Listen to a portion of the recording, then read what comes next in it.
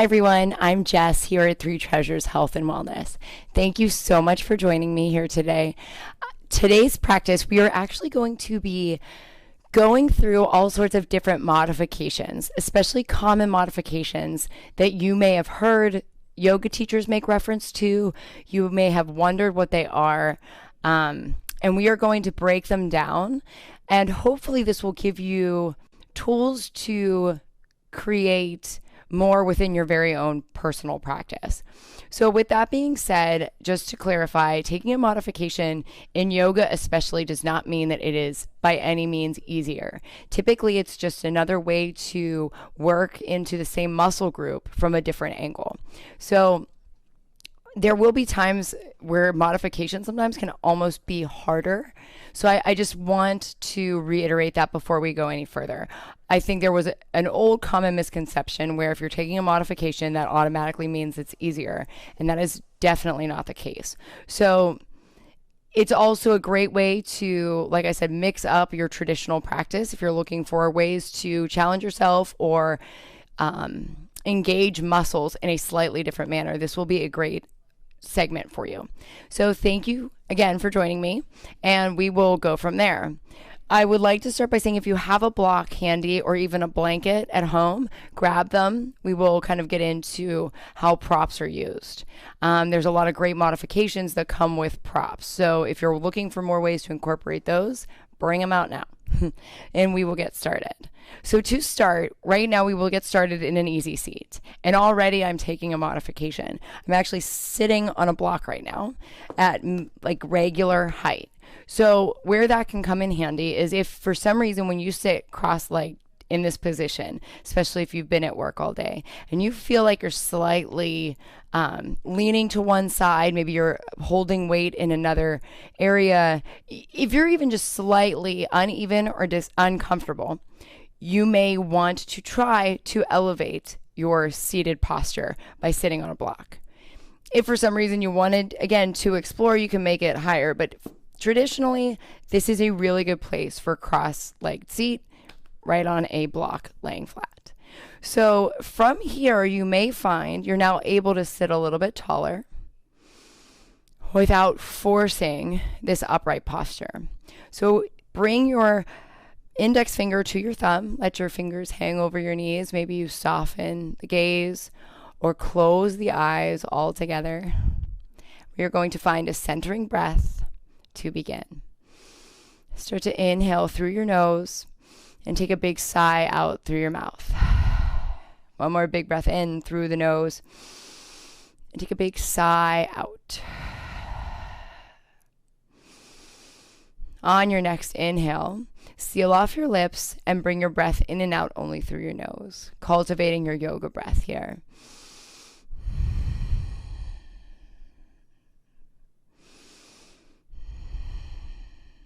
Nice job. So from here, we are going to start by getting into our arms. We are going to bring each hand to rest gently on the opposite shoulder. So right here, this is a modification for eagle arms. And you want to make sure that your elbows are at shoulder height. You can even press into the tops of your shoulders just a little bit to create a little bit of natural resistance. Firm up through your muscle group here. And start to deepen your breath. So if at any point, eagle arms, which would be traditionally one arm underneath, and then you're reaching for your hands, sometimes you can stay right here. I'm going to angle myself so you can see that. You can stay right here. Or if that starts to feel like it's pinching anywhere, just too much tension, and if you can't breathe, that's your indicator to come down into this modification. That way you can focus on your breath, you can focus on your balance, and still be working your arms. Because again, we all know if you hold your arms up for a long period of time, you will be tired, no matter what position they're in. So gently unfold your arms. Now we're going to make our way into child's pose. So right away, traditionally, we cue our big toes to come together to touch. We spread our knees out wide, and then we lower onto the mat. Now, for whatever reason, if you're tight and you find yourself sneaking up into this type of a posture, as long as you're not in pain, I mean, really, that's fine. But if you want to be able to kind of relax and sink deeper into that, again, you can use a block. And you can put that kind of between your feet here. And that way, now I'm supported. And then as I start to come forward, my head can rest. Again, you have different settings on the block. So you can explore that with different heights if you need to. The other option would be to stack blocks. Now, the thing with blocks that you have to get used to is some of them can move. I'm lucky. Ours are pretty heavy here, so that's a nice perk. But again, you can use, especially if you're at your house, if you want to use maybe books and then place a blanket or something over that, that would work too. The trick here is that you can come down onto the ground and feel some support back here so that you're able to relax into this posture. When we're hiking up here, again, as long as it's not hurting you, that's fine. But if we want to kind of cultivate the relaxation that this pose has to offer us, support is important. And again, sometimes it could just be that you need to warm up into it. And again, a little bit goes a long way. So maybe that just means you practice your child's pose a little bit, you get a little lower, then you start to incorporate some blocks. The other modification you can take in child's pose, and again, as you explore this on your mat with me today, you can bring your knees together so that they're touching. This is a fun one. And then you come down, and basically what we're doing now is we are supporting our chest. You can take your different arm variations however you need to throughout the class. But this is a good one too. I sometimes will do this if my hips feel tight because it's just a different angle to get into different parts of your hips. So that's 2 modifications to explore in child's pose during a class or at home. Stay for a deep breath in here. And then as you're ready, start to pull yourself forward. We come through finding our tabletop. Tabletop is such a core pose in yoga because it can be subbed out for really 2 different things. This is a great sub for plank pose, which we all know, and you can take that with me at home.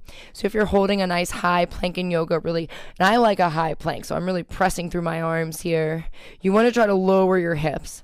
But if for whatever reason, maybe your arms are overworked from other workouts, if you're tired, if you're not feeling good, drop onto your knees.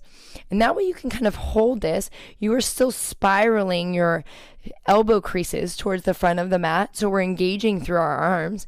And this is a perfect way to stay and also work our core. So that's the first sub modification for tabletop.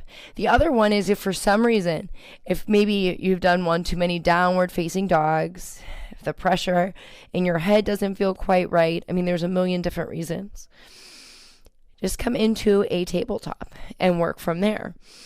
And then the way you would get forward is you can just literally step right up and then make your way into a forward fold. Now that we're here in a forward fold, so come meet me here. The trick here is if your hamstrings are tight, I'm going to move around a little bit so you can see different angles.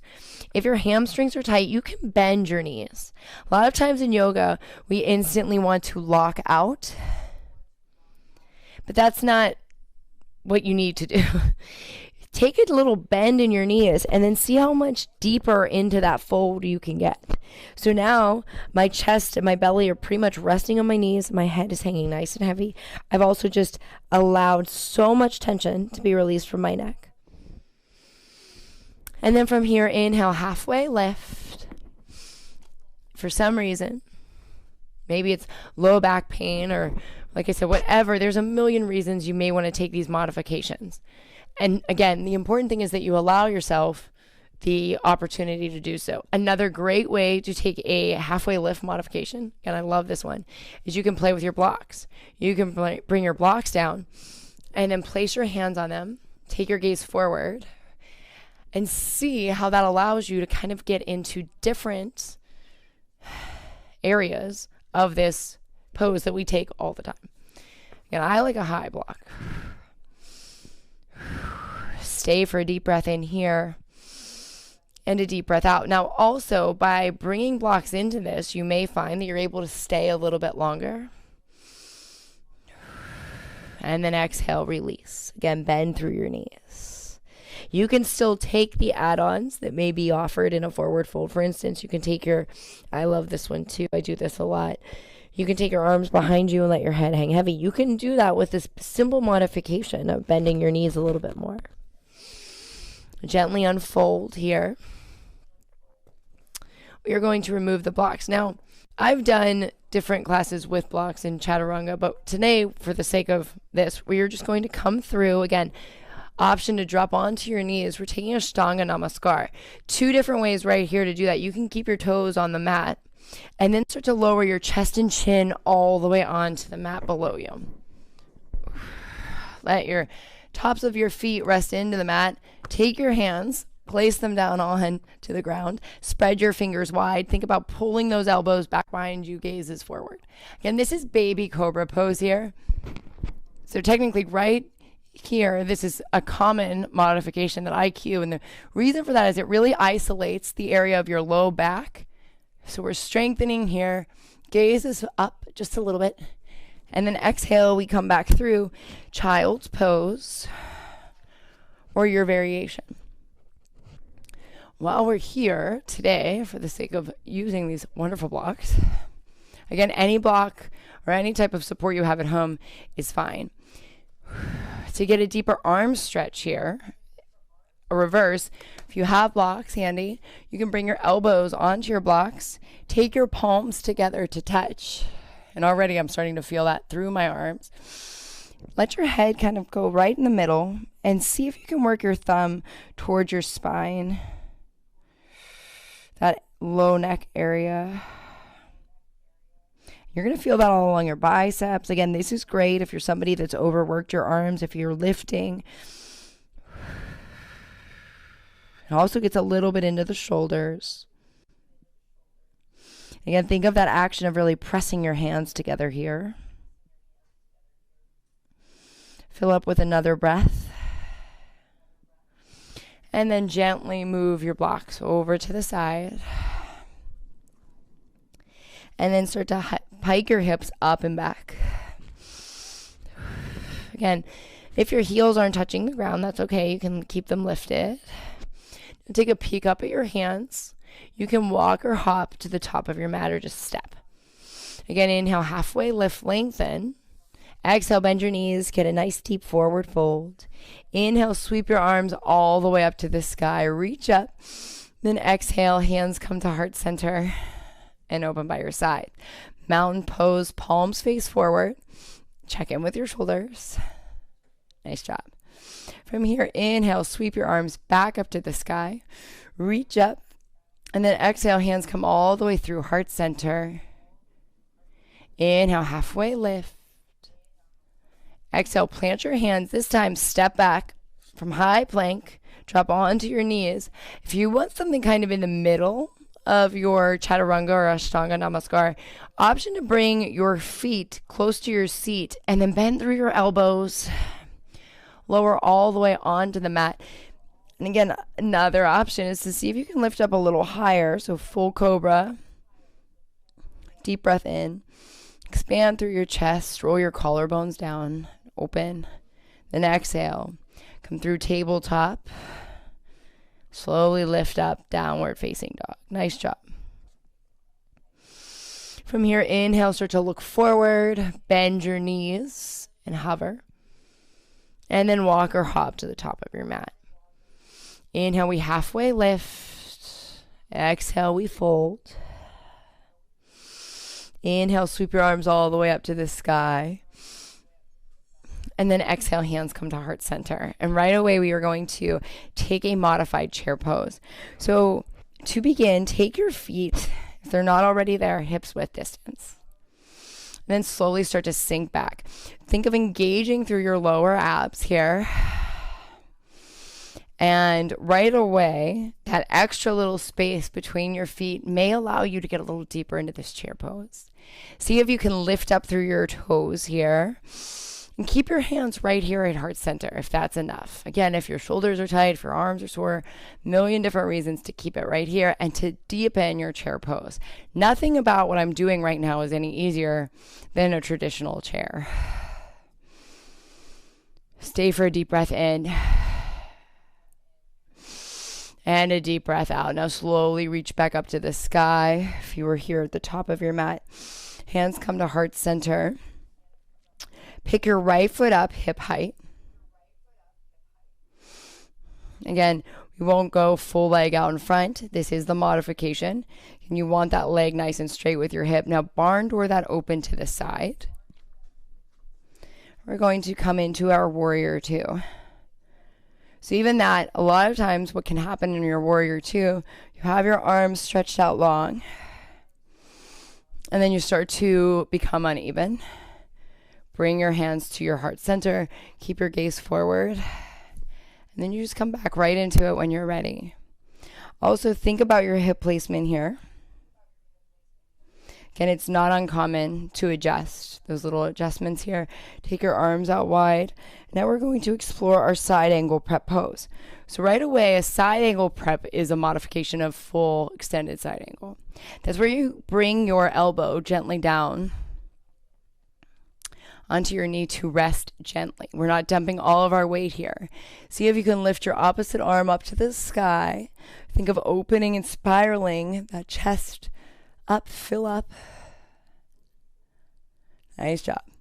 And then as you work towards a full side angle, the first option is to bring your hand to the inside of your foot. The other option people play with is to bring it to the outside. But that's a lot. So if you're not there, you come back and you grab yourself a block.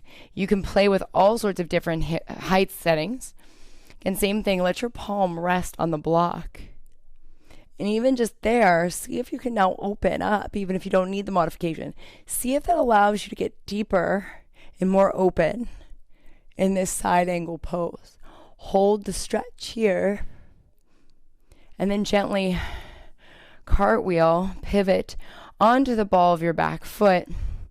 Inhale, reach up for crescent moon pose. Now the modification on that is simple, but it definitely is important to know. So if an instructor says take your feet out wider, that's helpful if you're wobbly.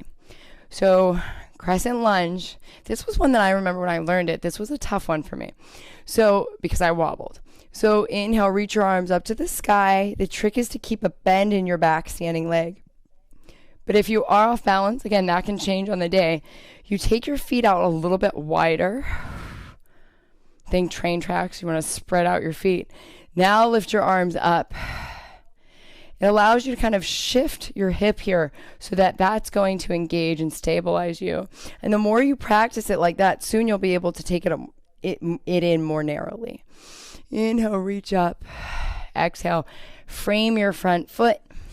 Step it back to high plank. Drop onto your knees for Ashtanga Namaskar. Inhale, lift up, cobra pose. Exhale, come through your tabletop. Lift back up, downward facing dog. Inhale, we rise to our toes. Bend your knees, look forward. Walk or hop to the top of your mat. Inhale, halfway lift, lengthen. You could even do this with one. Right here, one block if you just have one at home. Exhale, fold. Inhale, slowly reach all the way up to the sky. Finding your high salute. This time your left leg comes up on top. Sorry. I'm going to switch back around. Left leg is at hip height. Again, maybe you practice straightening the leg and then you come back through. Barn door yourself open. Warrior two on the opposite side. Again, notice the differences. So you may need to take more modifications on one side than the other. Again, it's usually not permanent. It might just be, like I said, the way you're sitting at work, lifestyle changes. You usually will always even back out. You take your arms out long. They feel tired. And it starts to compromise. If you find yourself lifting up out of your warrior two because your arms are tired, sink lower, bring your hands in, reset here. Stay for a breath. And then again, find that side angle prep pose. Come around this way so you can see me. And again, maybe you experiment again by exploring a full side angle. Really bending deep into the knee here. Gently lift back up, warrior two. Inhale, come through star pose. Bring your heels in and your toes out. Finding a horse pose. And just gently, we're going to wrap it up here, just gently kind of swaying side to side. Again, the modification for horse is easy. Maybe that means you sit up a little taller. If you find that you're curling in here, and bring your hands to your heart. Just sway back and forth here just for a little bit. Gently lift all the way up. Find a star pose. Come back through, landing in your downward facing dog. Pressing back onto the heels on your mat. We're going to wrap up with some pigeon pose. Half pigeon is one that's often used in a lot of yoga classes. That's where we come onto the mat like this. We bring our right knee behind our right hand. One of the more common modifications for half pigeon is to take reclining pigeon. And there are more. There's full pigeon, but the one I'm going to show you, because again, if you don't know this one, it could throw you off. Roll onto your back, and you just basically make a figure four with your legs, and then start to lift the foot that is still planted. So I did my right over my left first. Then you take your hands and you start to pull through, reaching around the back thigh. Some people will go around the shin, depending on if that gets you a deeper stretch. For a lot of people, it does. I usually can get deeper into this by just staying behind my thigh and pulling my legs in. Now, the key thing to remember here is that you keep your feet flexed. Really flex through both feet. And then you start to deepen your breath. The same sensation, the same way. But again, if you're somebody that can't relax in half pigeon, this is a good place to go. Switching out your feet. Noticing the differences right away from each side. Flex through your toes. Reclining pigeon on the opposite side to stay nice and even. And you want to think of working this floating knee a little closer to your chest. That's how you're going to get the most sensation out of this. Gently unravel. Pull both knees in towards your chest. Gently lower onto the mat. One last thing, we are going to take one supported bridge pose. Again, you can take a block. You don't need two. But you can explore the different height settings. And then you can bring that right underneath your hips. For today's purposes, I'm going to use it at the medium height. Sometimes I will go higher or lower, depending. So you bring the block to your low back, your sacrum, if you will. And you let your arms rest down by the side. This way you're getting all the benefits of bridge pose. It's calming your nervous system. It's an inversion. It's reversing your blood. There's the benefits to this one are endless.